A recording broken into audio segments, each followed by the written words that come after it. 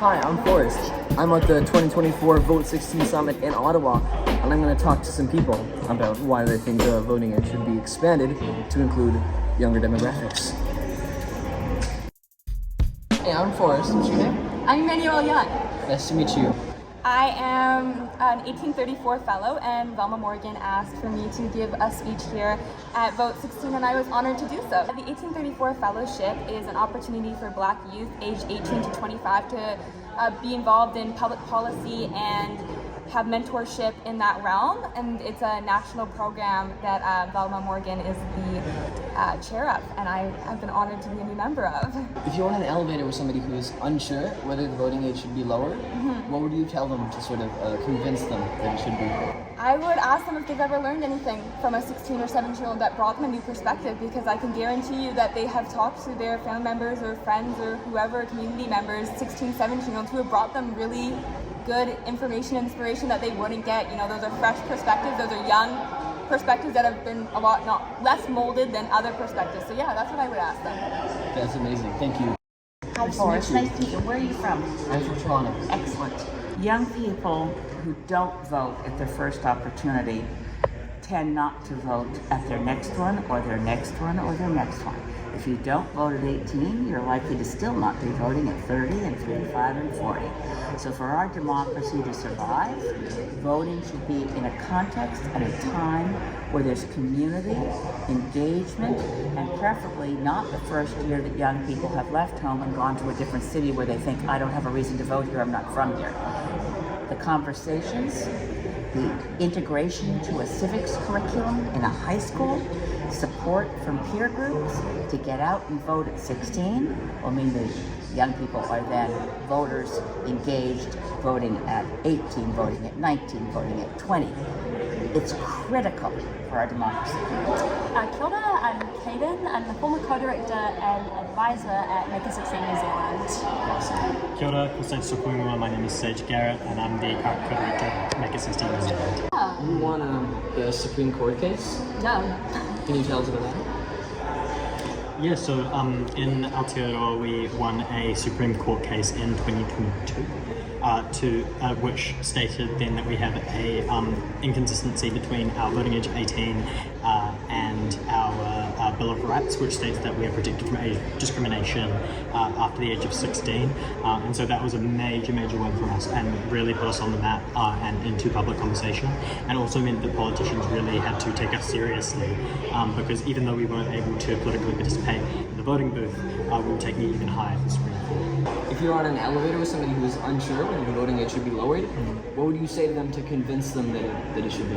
This is going to be an annoying answer, but it totally depends on who they are, what age they are. But if it's a young person who's unsure, I tell them that absolutely their voice matters, they deserve to have the right to vote, and ask them what issues they care about, because no young person doesn't care about an issue. I'd ask them what's happening in their community, and then say you should be able to vote on that. Most psychologists agree that 16, 17-year-olds are just as capable of making decisions that you have a long time to process and deliberate on and take in evidence with, and just as capable of making those kinds of decisions as adults.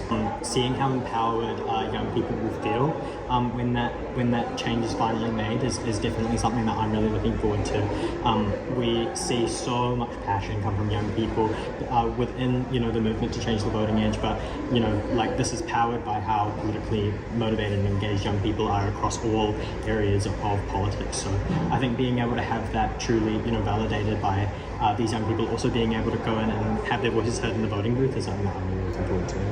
There's definitely an instant gratification element of it. I'll be excited to see young people vote in the first election they can, but I'm excited to see long term how it increases voter turnout for people who are 16 and 17, but also as they get older, similar to what we've seen in Scotland. And then I'd also say I'm excited that it could hopefully inspire other campaigns. So I'd hope that if we lowered the voting age, it would make it easier for countries like Canada to follow in suit.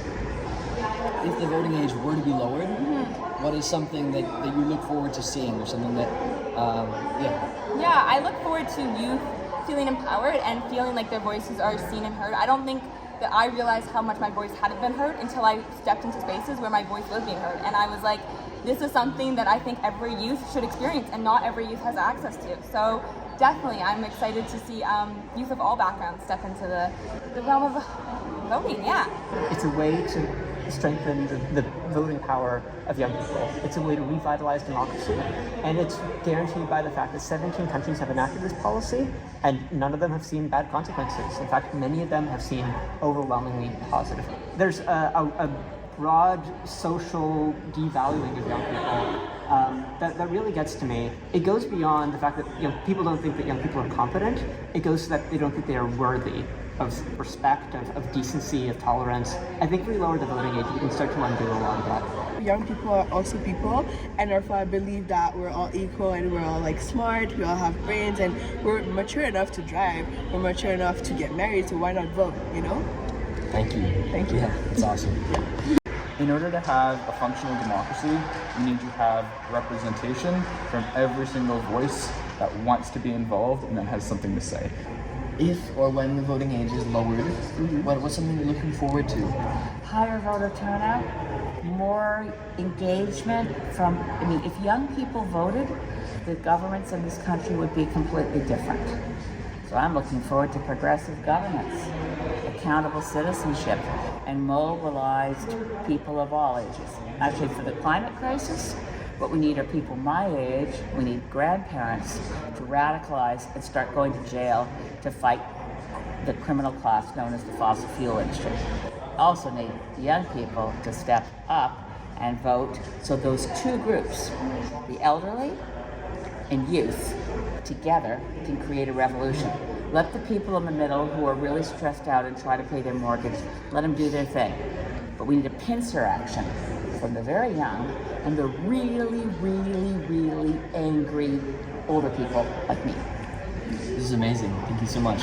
Young Canadians are afraid that their system's failing, and if they don't have the opportunity to protect the failures of their current representatives before they have to inherit it when we're the next leaders, I'm sure you're going to be a great member of parliament, probably a minister, probably the prime minister, but if you're going to have to deal with British Columbia and Quebec being absolutely burnt to the crisp, no fresh air, no agriculture, no food, no water, what are we going to do? And that means we have to have our voice within the system and protect it before it's gone. I got one more question. Okay. How do you think lowering the voting age is going to affect climate change and climate change action? If the people with the most at stake don't get to vote, the people with the least at stake condemn the planet to its demise. So they're very connected. So I've been working on Votes at 16 for quite a long time, having researched in Scotland and other countries, and I've contributed here to the Vote 16 Summit, sharing some of the research. When we have a lot of countries in which the voting age has been lowered to 16, so we can study what actually happens. And the most important thing is, nothing bad happens, but actually a lot of good things can happen. When young people get the vote, they're more likely to turn out at 16, 17 than slightly older young adults, and that lasts into adulthood. So overall, there's an opportunity for more youth engagement. So I think the voting age lowered means that there are real opportunities for enhancing civic engagement. Like, it's good to lower the voting age in its own right. But when you do this, it means that all the things that we know really support young people's political engagement, like good civics education, the work of civil society organizations, youth organizations, and so on, becomes enhanced because young people can action it. And political parties feel more obliged to respond to that because suddenly there are new voters in there. You'd be a very good MP. And that's the other thing about young people lowering the voting age, these will get younger MPs too. Because once you're an elector, you can also run for parliament. That's true. If the age vote is lowered, it will make young people have a better civic engagement, and for the country to have a better democracy. It will make younger people to get into politics, but also advocacy. And I think that we need young people to be in this kind of things right now because we are the future of this country, and if we want to have a better future, we need to be part of it right now. We're not just asking for the right to vote, we're demanding it. We're demanding the chance to make a difference, to be heard, and to be seen. And it's not just about us, it's about the future of our democracy. It's about the future of humanity.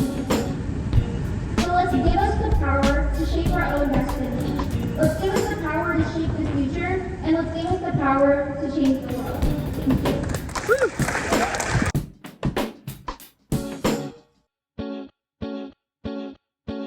Rock, paper, scissors, shoot.